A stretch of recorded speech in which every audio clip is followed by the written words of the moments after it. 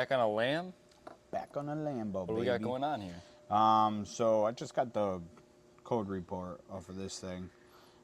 We have a few issues. Okay. Car came in, it's running rough.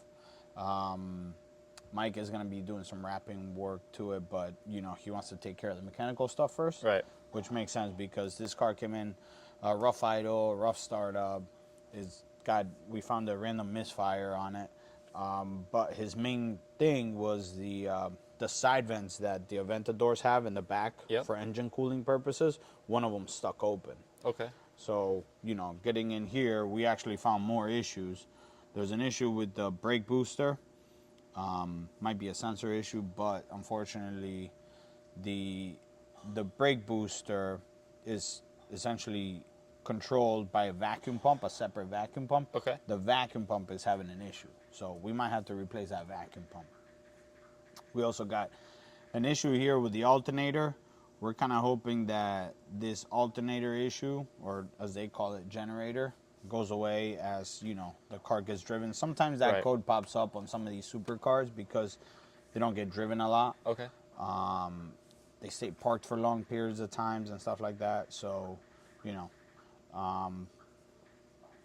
we have the all-wheel drive system here. It's telling us that there's an issue with the brake control module, which, to be honest with you, I don't know what that is. Always something, right? Something. We're going to have to dig into that one for sure. All right. And here's what we were talking about, the aerodynamic. Right, which is the bat wings. Yeah, the bat wings, yeah. This one is also saying that there's an issue with the rear spoiler motor. Okay. I did test the motor, and I couldn't get it to actuate. The only one that I could get to actuate was the driver's side bat wing. Okay. The rear spoiler motor and the other bat wing, they're both dead. So. Now, are those all connected, or they run all on different motors? So they do run on different motors, but they are all controlled by the aerodynamic control module. Okay. And they do work separately from one another in different, I guess, under different parameters. Yep. You know, like your bat wings, you're never gonna see your bat wings go up when the car is, you know, under high speeds. Okay. You know, typically you'll see the bat wings come up when the car is either at a stoplight or if you're slowing down, you'll see the bat wings come up. And what they do is they intake that air that's coming in at lower speeds, and it cools down the engine bay, it cools down the oil cooler, it cools down the rear diff cooler. Yep. And then as soon as you get into higher speeds, they close down. That's why people are like, oh, I never see my bat wings go up. They don't come up, and when they do come up, typically you're not really paying attention to them. Right. Because, you know, the situations we described. Now the wing comes up from... It's like 55 plus, right? Yeah, 55 to like, I want to say 55 to 100, you'll see the wing come up. After 100, actually, the wing goes flat again so that the car can have more aerodynamics. Yep. And then when you're heavy on the brakes, the wing comes all the way up. Okay. You know? But, yeah. So, right now, the wing is not doing anything, you know? And the client is actually talking about disabling the wing and putting, like, a hard-mounted carbon fiber wing. Cool. So, that might be an option. Sweet. Right now, we're working on the side vents. Check out the side vents. Let's do it. We're starting here with the good old bat wings. Yeah. And what do you got going on? This is the motor that controls the flap from going up and down. Okay. Okay, right here. So to be honest, I didn't know it was this big because I was working on it from underneath. You know. So in order to get to this section and be able to take the bat wing off, you have to take all the air ducts out of the way. Okay. And like you were explaining before, the air ducts feed into, you know, all the stuff that needs to get cooled, the engine, all the... Yeah, so Nick is bad. But this right here, this is the exit of that air duct. So technically the air comes in this way and it exits out of here, you know? So this is the diff cooler right here. Right behind here, it's kind of hard to see, but right there's one of the oil coolers back there. Okay, and if you go to the other side, see it. Same thing. Bat wing comes up, shoves air, and it comes out of here. Cool. That is a transmission cooler. Well, one of the transmission coolers. Okay. So, yeah. And then there's obviously more coolers in the front. But when the bat wings come up, they do two things. They cool down the engine bay, and obviously they cool down, the air comes out of here, and it cools down the small heat exchangers that Sweet. you have there. So yeah, to get to that, you have to take all the ducting work. Yep. That's actually the computer right there. There it is. It's hanging down. For now, it's just hanging around. Let me show you the cool vents, though. Let's do it. All right, so this is the factory, flap. Yep. Okay, and this is the one that we're putting on, which Sweet. actually I think they're really cool. A nice carbon one. Yeah, it's a nice Cool. carbon one. So there's always going to be a little bit of air, even when it's not up, funneling through it. Going in, which is great for these cars because these Aventadors are notorious for suffering from extreme engine bay temperatures. Right. Right. Which we've seen them on YouTube and on other videos where people are sitting at a light and they're just wampa wampa wampa, Right. and then all of a sudden they catch fire. Is because the reason why, well, obviously some sort of mechanical failure, but or wrong installation of some part, but the engine bays are extremely hot. They are. So Yep. having this constant air of flow going through is definitely going to help on keeping the engine base a little cooler. Sweet. They do also look way more aggressive than do. just They look the nice. flat section. Yeah, I like the carbon too. I do like the carbon, and then here actually let's just plop it down, give it a Yeah. little preview. Check it out, Martin. I think this thing needs a bath. Well, it's I know, flurried the other I know. day, and this thing was outside, and it just got dirty. Yeah, that's nice. Yeah, that looks good. Looks really I like good. that. It's very aggressive. Sharp looking. And Yeah. he's doing a lime green wrap on this thing, similar to our Oh. shop Aventador. Yeah. So talking about that, a lot of the stuff that you guys saw in that video with the shop Aventador, we're Yep. gonna be doing to this because this car is also suffering from some of the similar issues. Right. But yeah, you'll see. I'll get to it. Sweet. Yep. Well, let's continue on the bat wings. Let's do it. The next day.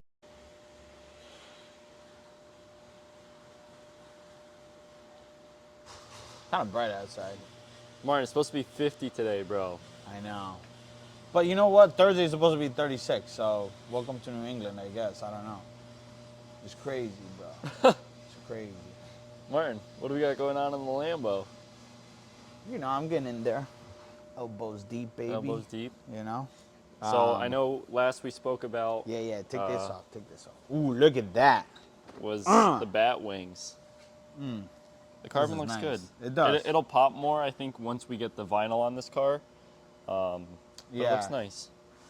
I mean, I just love how from the front, this scoop just Yeah, looks the way scoop's more cool. aggressive, Yeah.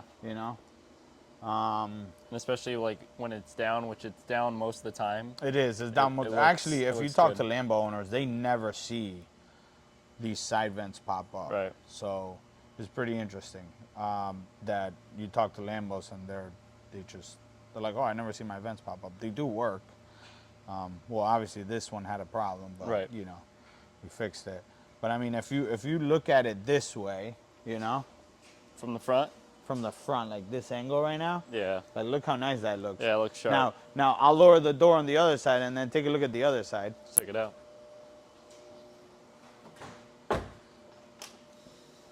See how it's flat there? It's flat. And yeah. then on this side, you got that vent. Yeah. Yeah, that looks sharp. That does. It looks sharp. Yeah. Looks really good. And honestly, the carbon fiber is not too much in my opinion. No, I like because, it. I like it. the car's black, so it looks nice. And if you don't like it, you can wrap it. yeah. It's not a big that's- deal. or you can paint it the same color as the car. Right. But I like the side vents. Yeah. Looks It's good. nice. So now we're getting into this. This is coming off. Cool. You guys, seen this in the last video with the green one. We're taking the shocks off. All to access the belt system, The right? drive belt system, yeah. And it sucks because with the green one, I was like, oh, maybe if I just loosen the bracket, I could sneak out the belt. Nah, you No gotta good. take it out. Yeah, you gotta take it out. Yep. So this is definitely not for the faint of heart. So it's a lot of work. Oh, this has to come off. This has to come off. This oil line has to come off. The AC has to come off. Right. The fuel lines right here have to come off. Cooling system has to come off. Yeah, everything's gonna come off. A lot going on back here. A lot. It's a lot going on. But yeah, you know, once I'm done, this is gonna glide like a butterfly, baby. Let's get to it.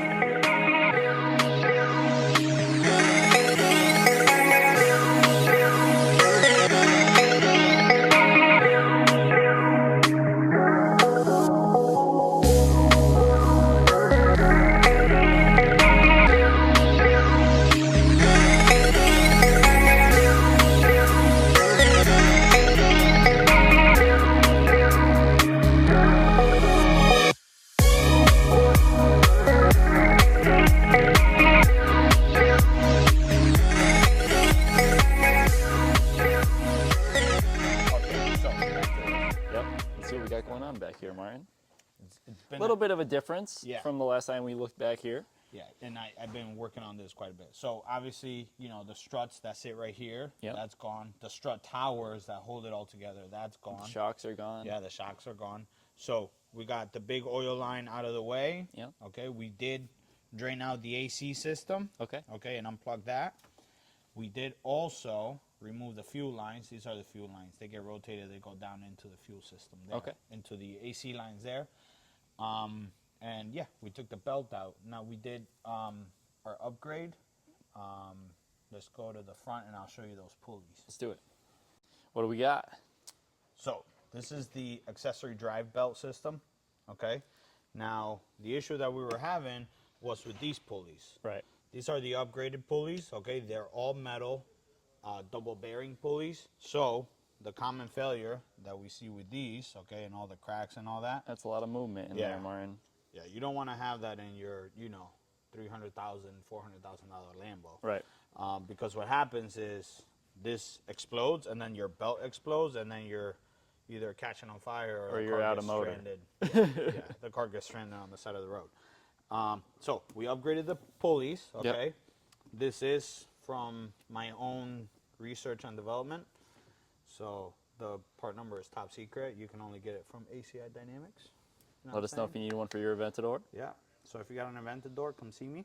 Okay. We are waiting on a few parts. That's why this thing is still sitting here. Yep. We got a new tensioner coming. Okay. We're also going to upgrade the pulley on that. Theoretically, once the pulleys are upgraded and the belt is there, I shouldn't have to service this belt or these pulleys for, you know, 50, 60, 70K.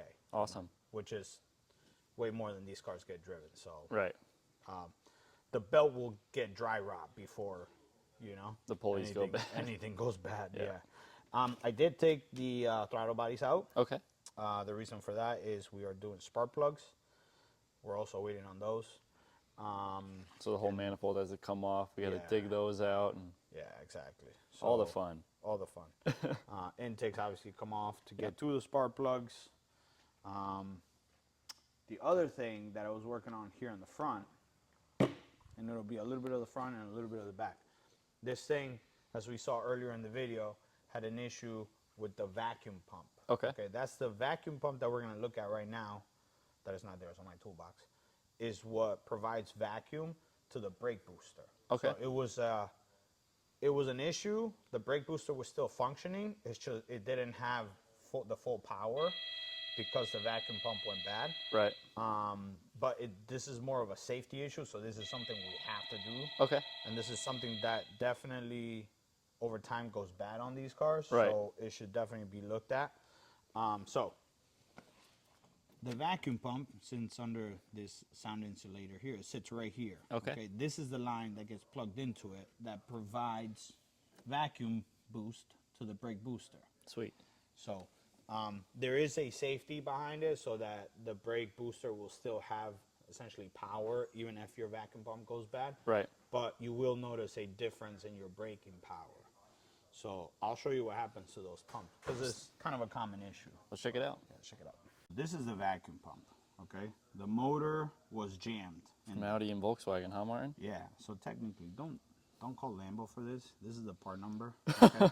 You can get it at your Yeah. Volkswagen dealership. If you call your local Volkswagen guys, they'll be like, "Oh, you need a vacuum pump? No problem, $300." If Right. you call Lambo, they're probably gonna want like $2,000 for this. Yeah. 1,000% markup on the parts. But so I took it apart because what happened was the pump was jammed. But when I reversed the polarity and I got the motor to spin the other way, I actually got the motor to free up. Once I got the motor to free up, I still wasn't getting vacuum out of this nipple right here. Okay. So then I said, let me take it apart. So I took the top off. I took the vane system out. Okay, that sits like this. Okay. And there's like little vane in here that when the motor spins, they open and close and they create a vacuum. Okay. Those were all torn up. They're actually right here. Wow. Yeah. So this one, you have to get a new one, right? There's no fixing this. Yeah. I got the motor unjammed and the motor spins, but the vane pump is actually gone. It's disintegrated. So. Wow. So then that's just from over time, just wear and tear on it working? Or do you think it's a failure? I think, I think something happened. There's a lot of corrosion here, So I think maybe water got in this thing at some point, or just an excessive amount of moisture got in this thing, and it messed up the pump. It's also possible because you are working with a motor that gets hot, condensation got in here. Yep. And that's what did it over time. It's weird because I really haven't seen this failure on Aventadors. Right.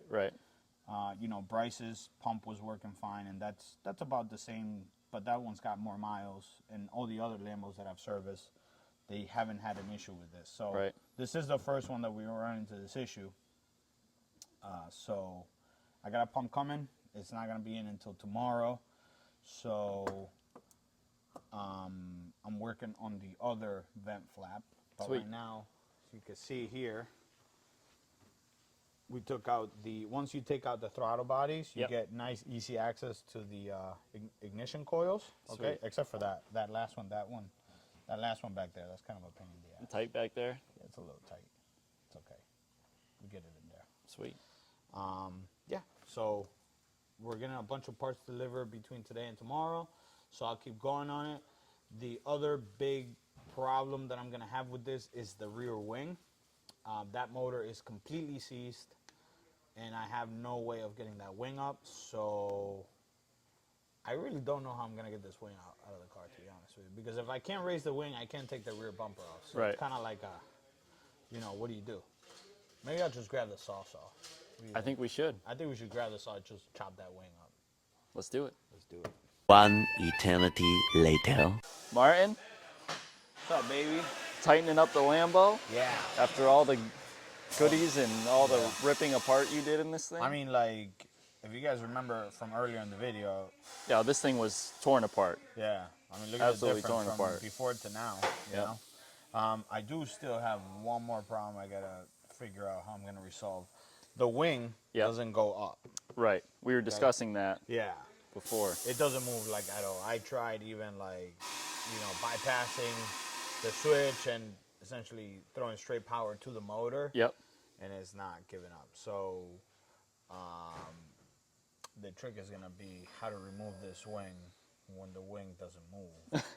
Which you need to move the wing to remove the wing. Yeah. So the wing needs to come up.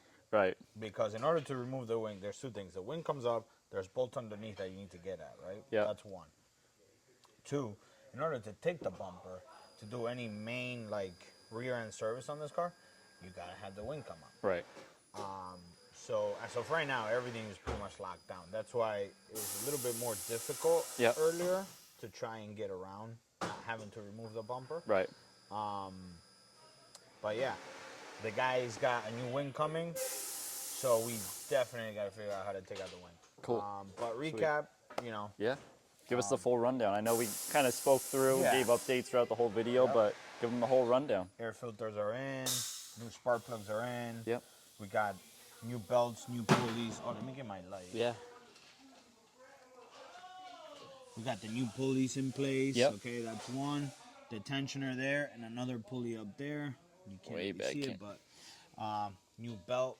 AC system is all charged up. Awesome. Fuel system is all nice and tight. I did do just a pressure icing test on it. No leaks. Sweet. All the fluids are okay. This one's got a little bit of an oil leak coming out from the rear diff. Okay. Nothing to worry about, but we're gonna tell the customer. A little sweat. Yeah, a little bit of a sweat. You know, we're gonna tell the customer and keep an eye on it. Sweet. The other thing that's very common on these that we're seeing, given the age of the car and stuff like that, are the rear struts. Yep. This one's got a little bit of a sweat coming in the front right there. So does that one. And those typically just need a rebuild. Yeah. So we work with a company out in California. They rebuild those for us. Sweet. So we're also gonna, it is an expensive service. So we're gonna, give it to the client. We're gonna let them know, hey, we can do these. Because if you're buying those directly from Lamborghini, they're like $3,000 a pop. So Yeah. Versus rebuilding them, you're looking at like half that cost. Right. And it's cool because when we rebuild them, we can like revalve them, so we can make them a little bit stiffer. Cool. Or softer, whichever way. But right now we are working in the wheel wells. Yep. We're putting all the air ducting back in place. Cool. Because that had to get removed in order to install these. Right. Which look really good. Once we get the air ducting back in place, fender liners go up, wheels go up, and I'll be done. Awesome. Oh, we also took care of that vacuum pump in the front. Right, the motor we were talking about. Yeah. That was all exploded. Right. So that's in. I did find that when that motor blew, it did take out a fuse for some of the electrical components in the car. Okay. So once I get it off the lift and I fix that, I just had to test everything. Awesome. Make sure that everything works. But yeah, man, this thing came in kind of like, and by the time we're done with it, it's gonna be nice. And then it's gonna be off to Mike's side. Yeah. Where it's getting a full color change. And then it's gonna be bellissimo. That's it. That's it. Thanks, Mark.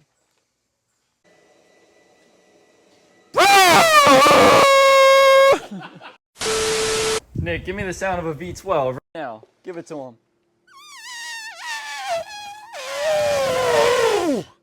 Thanks, Nick. Derek, give him the sound of a V12. A V12? No, Martin. Ready? Go, give it to him. No. Yeah. No. Do it. No.